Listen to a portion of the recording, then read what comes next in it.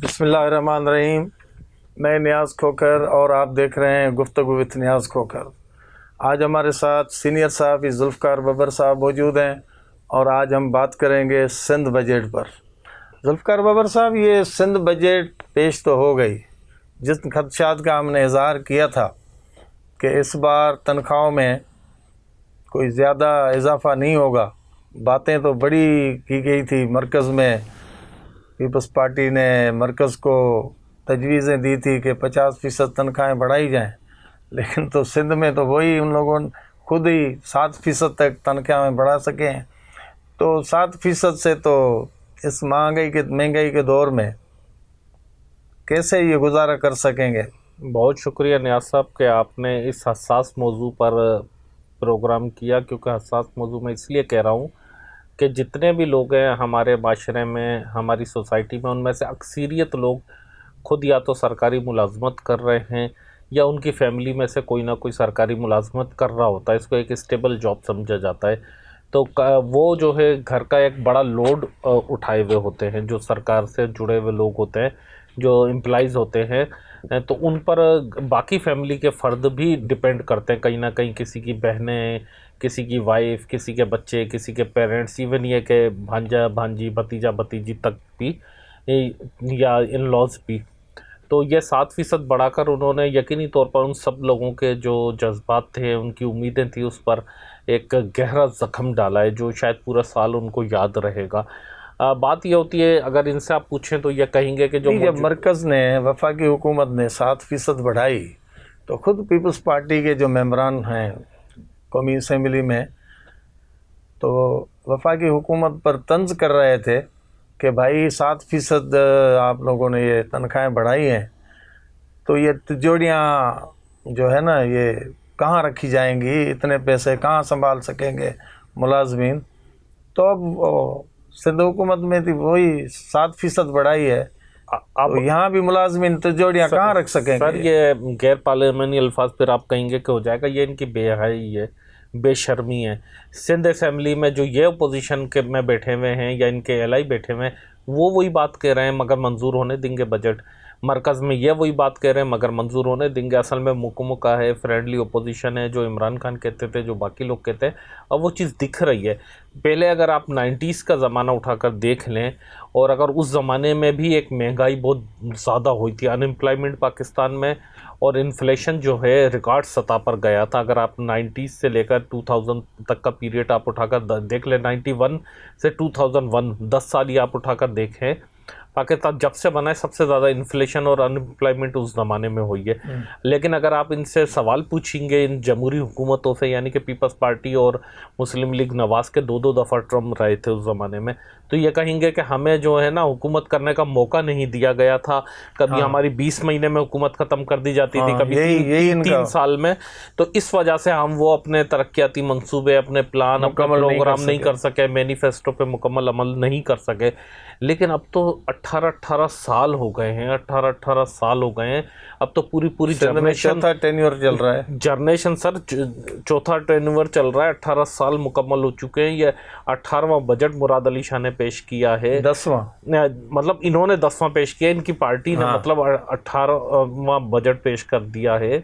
कोई हद होती है, कोई इंतहा होती है। ये डेमोक्रेटिक कंट्रीज़ में ऐसा पहली दफ़ा शायद हुआ होगा कि कोई हुकूमत जो है जमहूरी तरीके से, हम इनको गैर जमहूरी नहीं कह रहे, लेकिन जमहूरी तरीके से इलेक्शन में जाकर इस तरह मुंतखब होकर इतने तवील पीरियड तक, ऐसी मिसालें बहुत कम दुनिया में मिलती हैं। उसके बाद भी अगर इनके पास एक्सक्यूज़ मौजूद हैं, इनके पास जवाज़ मौजूद हैं, तो फिर मेरा ख्याल है कि या तो इनकी नीयत नहीं है या इनमें अहलियत नहीं है।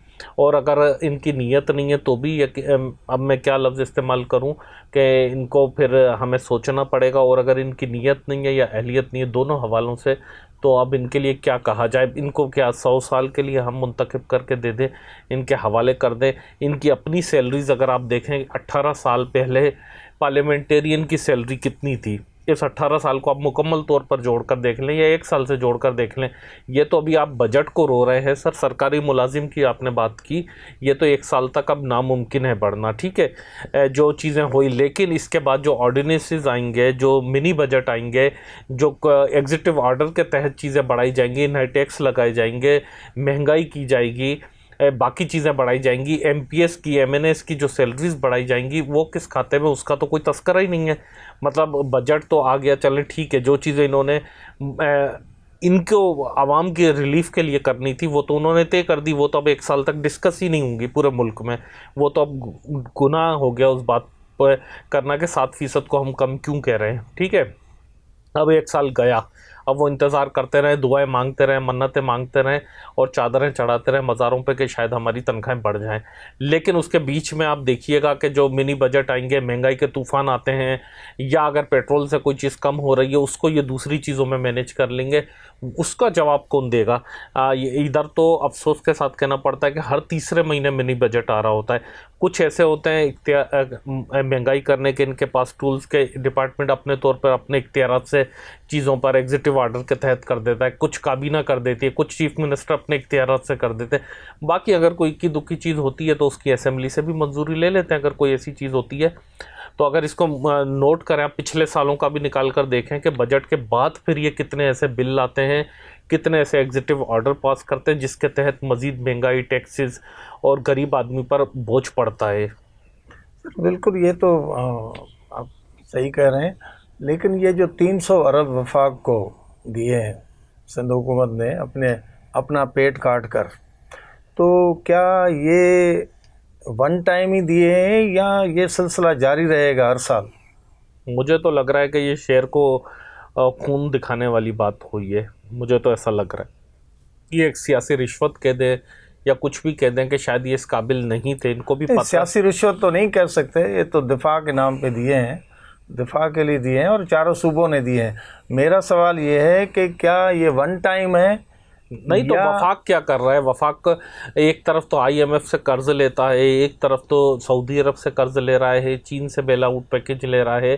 जिस तरह सूबाई हुकूमतें अपने निज़ाम चला रही हैं इसी मुल्क में रहते हुए, तो वफाकी हुकूमत क्यों नहीं चला पाती?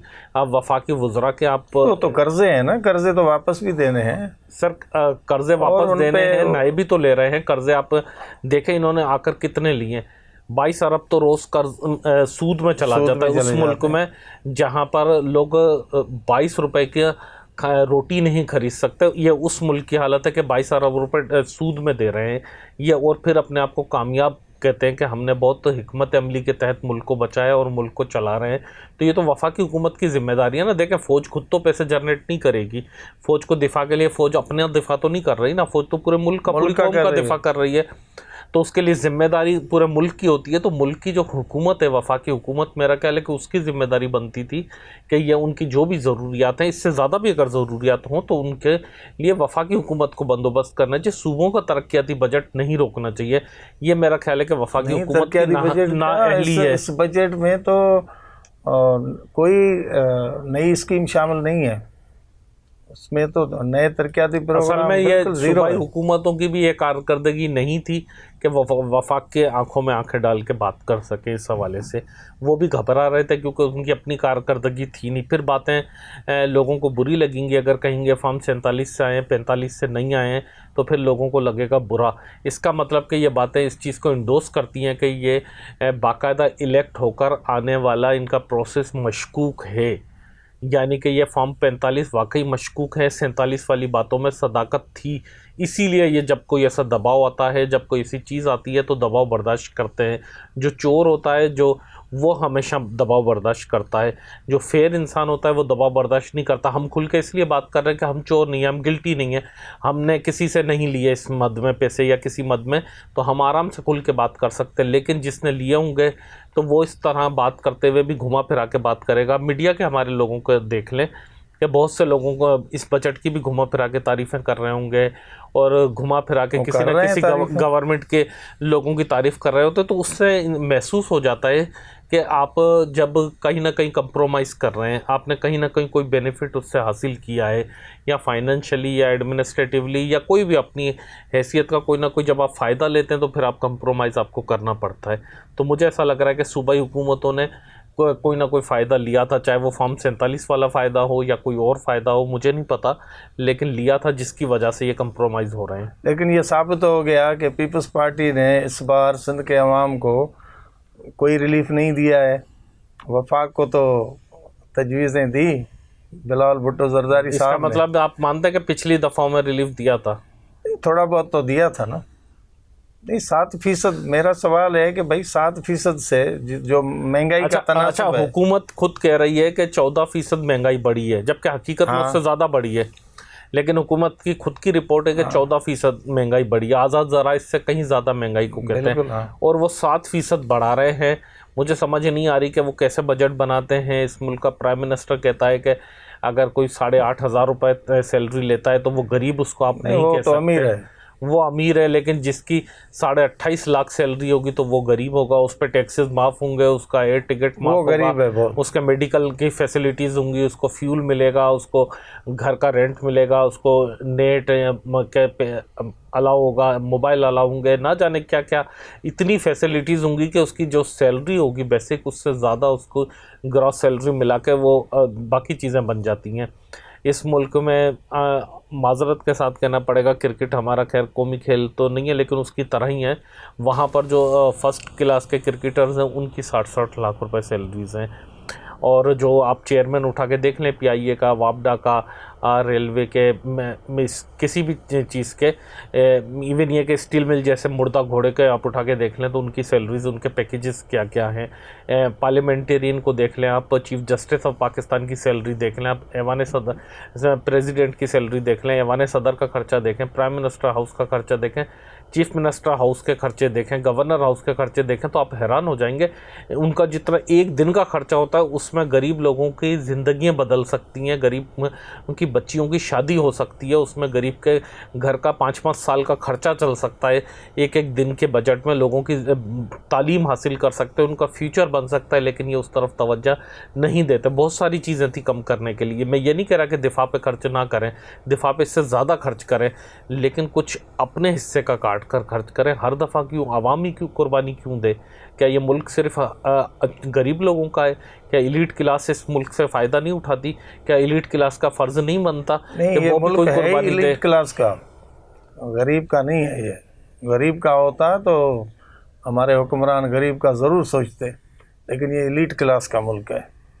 इन्होंने हमें ज़िंदा इसलिए रखा हुआ है, जैसे माजी में होता था, गुलामों को ज़िंदा रखा जाता था, उनको इतना खाना दिया जाता था, इतनी उनको सहूलियत दी जाती थी कि वो मरे नहीं सिर्फ।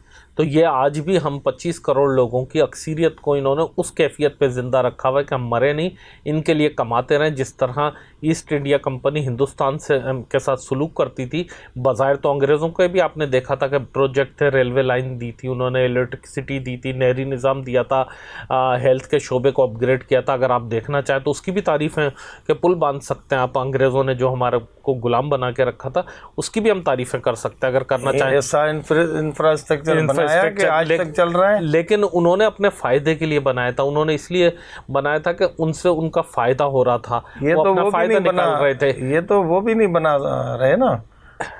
तो ये पुल बनाते हैं और 5 साल के बाद उसका नाम निशान नहीं रहता। असल में पहले हम डायरेक्ट अंग्रेज़ों के गुलाम थे, अब एक दर्जा हमारी जो ना कैटेगरी कम हो गई है, तो अब हम अंग्रेज़ों के गुलामों के गुलाम हैं। ये उनके गुलाम हैं और हम इनके गुलाम हैं। तो हम तो अभी भी खैर गुलाम है, लेकिन बीच में मैनेजर आ गया है जो कि अब वो भी हमारे ऊपर आ गया है।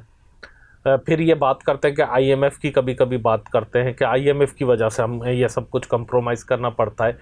IMF ऐसा कहीं भी नहीं कहता। कोई ऐसे डॉक्यूमेंट्स मुझे दिखा दें कि जिसमें IMF ने कहा हो कि गरीबों की आप सब्सिडी ख़त्म करें, गरीबों के लिए आप सैलरी ना बढ़ाएं। IMF ये कहता है, मैं आसान अल्फाज में आपको समझा दूं, अगर मैं आपसे पैसे नियाज साहब मांगूं उधार कि मुझे आप 1 लाख रुपए दें, तो आपका ये हक बनता है कि आप मुझसे पूछेंगे कि आप कब दोगे और कैसे दोगे। आप मुझे बताओ कैसे आप मैनेज करोगे, आपके वसाइल आप मुझे शो करें कि आप किस तरह वापस उतारेंगे। तो मैं आपको कोई प्रोग्राम दूंगा कि भाई मैं लाइट का बिल नहीं भरूंगा, वहाँ से मैनेज करके आपको दूंगा, या लाइट कम इस्तेमाल करूँगा, घर वालों को इस्तेमाल नहीं करने दूंगा, ग्रॉसरी लेना छोड़ दूंगा, या मैं बाइक का इस्तेमाल नहीं करूँगा, कार इस्तेमाल नहीं करूँगा, पैदल आऊँगा जाऊँगा, या मैं इलाज नहीं कराऊँगा इस 3 महीने तक। कोई ना कोई एक प्रोग्राम आपको दूंगा जिससे ये श्योरिटी हो कि मैं आपके पैसे दे सकता हूँ, तो फिर आप ज़ाहिर देंगे। अब आईएमएफ मुझे एक बात बताएं कि एक तरफ तो उनके अपने जो है आईएमएफ के, वर्ल्ड बैंक के प्रोजेक्ट चल रहे होते गरीबों के लिए, दूसरी तरफ आईएमएफ इनको नहीं कहता कि जिनकी पार्लियामेंटेरियन की 10-10 लाख रुपए सैलरियाँ हैं, जिन लोगों की 25-25 लाख और 30-30 लाख सैलरियाँ, उनको आईएमएफ नहीं कहता। ये मानने वाली बात है। और जिसकी 25,000 सैलरी, उसके लिए आईएमएफ कहता है कि इसको सब्सिडी ना दो। ये मानने वाली बात है। ये सिर्फ झूठ बोलते हैं, ये सिर्फ लोगों को गुमराह करते हैं। और क्योंकि आईएमएफ कोई इलेक्टेड बॉडी है नहीं कि वो इसकी आके वजाहतें पेश करे, उनको कोई हमारे जज्बात से कोई लेना देना है नहीं। वहाँ पर फाइनेंस के एक्सपर्ट बैठे होते हैं, उनको इन चीज़ों से, मामला से कोई लेना देना होता नहीं है, तो वो इसलिए इसकी डीप में नहीं जाते। और ये उसका भरपूर फ़ायदा उठा रहे हैं, झूठ बोलते हैं, सारा लोगों को बेवकूफ़ बना रहे, गुमराह कर रहे हैं, और सारे मिल के कर रहे हैं। चलो, अल्लाह ताला इनको हिदायत देगा कि इनको अवाम का ख्याल आए। बहुत अच्छी गुफ्तगू रही। नाजरीन, अगले प्रोग्राम तक हमें इजाज़त दीजिए। अल्लाह हाफिज़।